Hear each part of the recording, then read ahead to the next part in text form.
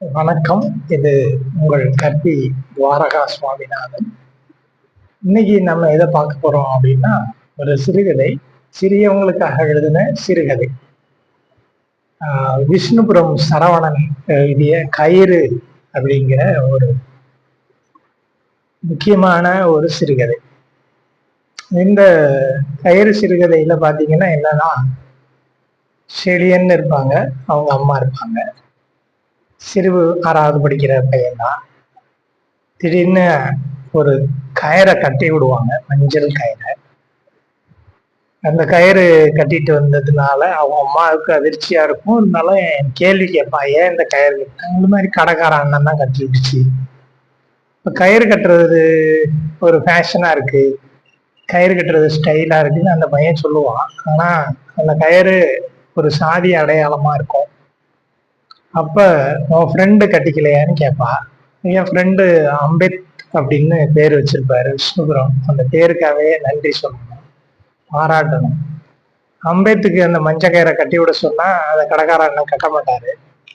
அப்போ அதுக்கு விளக்கம் அளிக்கும் போது, அவங்கெல்லாம் கீழே, நம்மலாம் மேல, நமக்கு மட்டும்தான் இந்த மஞ்சள் கயிறு விற்கணும் அப்படிம்பாங்க.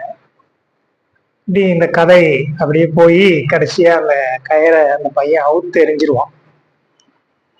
அப்போ அந்த அம்மா கேட்பா, என்னோட அம்பேத்கர் நல்லா தான் படிக்கிறான், நல்ல மார்க் எடுக்கிறான், ஓட்டப்பந்தயத்துல ஜெயிக்கிறான், அதனால அவன் தான் எப்பயும் மேல, நான் கீழே தான் அப்படின்னு அவன் சொல்லுவான். அப்படி இருந்தாதான் நீ, அப்படி இல்லைன்னா அம்பேத்கர் கீழேயா அப்படின்னு கேட்பான். அந்த கேள்வி முக்கியமான கேள்வி. இப்போ இந்த உயர்வு தாழ்வு மனப்பான்மை ஏன் வருது, அதை ஏன் இந்த சாதியம் கொண்டு வருது, கயறுங்கிற அடையாளத்தை ஏன் கட்டுது? இப்ப கல்லூரி மாணவர்களுக்கு இடையெல்லாம் இது நிறைய பிரபல்யமா இருக்கு. இந்த மாதிரி சூழல்ல கயிறு கட்டுறது ஏன் அப்படிங்கிறது எல்லாருக்கும் தெளிவடையாம இருக்கு. அப்ப நீங்க இந்த கயிறு கட்டுறது அப்படிங்கிறதோ பூநூல் போடுறது அப்படிங்கிறதோ அடையாளம். இந்த பூநூலை தான் பாரதியை அறுத்தறிஞ்சிட்டு மற்ற சாதிக்கு போட்டு விட பார்த்தான். கீழ் சாதியா இருக்கிற ஒரு தன்னை சீடரா ஏத்துக்கிட்ட ஒருத்தரை போட்டு விடுறான். பெரியார் இந்த பூநூலை அறுத்தெறியணும் அப்படின்னு சொன்னாரு. பூணூல் போட்டிருக்க அடையாளம் உயர் சாதின்னு குறியீடு அப்படின்னு சொன்னாரு.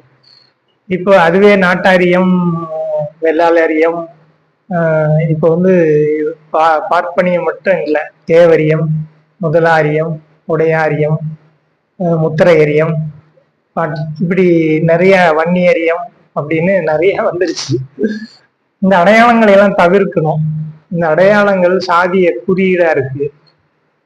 இப்ப ஒரு கொடியை வச்சுக்கிறாங்க, அந்த சாதி கொடி கலர்ல துண்ணூறு பூசிக்கிறாங்க, குங்குமம், அந்த மஞ்சள் பச்சை இப்படி ஏதாவது நீளம். அப்ப கீழே உள்ளவனும் கீழ் சாதியா இருக்கான், மேல் சாதியா இருக்கான்லாம் பார்க்க கூடாது.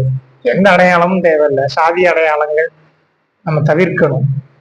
அதுதான் வள்ளுவ பெருமான் அப்பயே சொன்னாரு, சாதியும் சமயமும் அந்த மதமும் சடங்குகளும் எல்லாம் பொய்யென உணர்த்தி ஆதியிலே உணர்த்திய அருட்பெருஞ்சோதின்னு பாடுறாரு. சாதி சலக்கை விட்டேன் அப்படின்னு எழுதுறாரு பாரதி. எல்லாரும் பெரியவங்க எல்லாம் நமக்கு சொல்லிட்டாங்க. பெரியாரு கடுமையா விமர்சிச்சுட்டாரு சாதிய அடையாளங்களை, சாதிய விஷயங்களை. ஆனா இன்னும் நம்ம சாதியை விட்டு போல, தனி சுடுகாடு இன்னும் இருந்து கொண்டே இருக்கிறது. சாதிக்கான சுடுகாடு இருக்கு, சுடுகாட்டுக்கு இடம் தேடி அலைகின்ற பிரச்சனை இருக்கு. சாதி வந்து சுடுகாட்டுக்கு இடம் தர மறுக்கிறது. செத்தா பின்னாடி சாதியை போட்டு பெரிய போஸ்ட் அடிக்கிற இந்த உலகம் சாதியை இன்னும் விட்டு விலகல. அந்த சாதிய விஷயங்களை, அந்த அடையாளங்களை இந்த கயிறு கதை மிக வேகமா வலியுறுத்தி சொல்கிறது. சின்ன பிள்ளைங்கள்ட்ட இதை கதைக்கு படிக்க கொடுக்கணும். ஆசிரியர்கள்லாம் கொஞ்சம் படிக்க விடுங்க பிள்ளைங்களை. அவங்கள பார்த்து பத்திரமா மேலே கொண்டு வாங்க. சாதிய அடையாளங்களற்ற ஒரு சமூகத்தை உருவாக்கிறணுங்கிறது நம்ம பெருமகனார்கள் எல்லோருடைய மனநிலை தான் மாறணும். அது உயர்வு தாழ்வா சாதி அடுக்குகள்ல சிடுக்குகளா இருக்கு, அழுக்குகளா இருக்கு, கசடா இருக்கு. அந்த கசடு போக நாம இலக்கியம் முடிக்கணும், அடிச்சுக்கிட்டே இருக்கணும், அதை நீக்கணும். எல்லா பெரிய அறிஞர் பெருமக்கள்கிட்ட கூட லேசா சாதி இது ஒட்டிகிட்டே இருக்கு. இப்ப நான் சொன்னாலும் எனக்குள்ளேயும் சாதி இது ஒட்டிட்டு இருக்கும். அந்த அழுக்க நான் வேகமா துடை தெரியணும். அதனாலதான் பெரியார் தேவைப்படுறார். கடப்பாறையை கொண்டு அதை இடிக்கணும். எத்தனை 2000 3000 ஆண்டு கால பிரச்சனை இல்லையா அது? எளிமையா போக்கிட முடியாது. உங்க மனம் மாறணும்.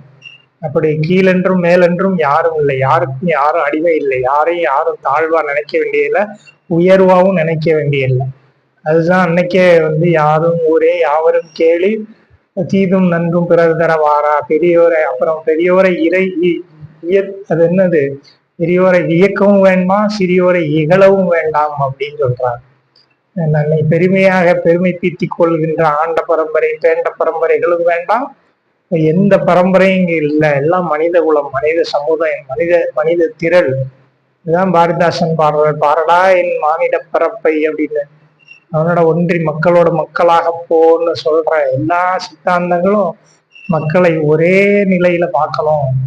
அதுதான் பொதுமை சமூகமா பார்க்கணுங்கிறது மிக மிக முக்கியமான ஒன்று.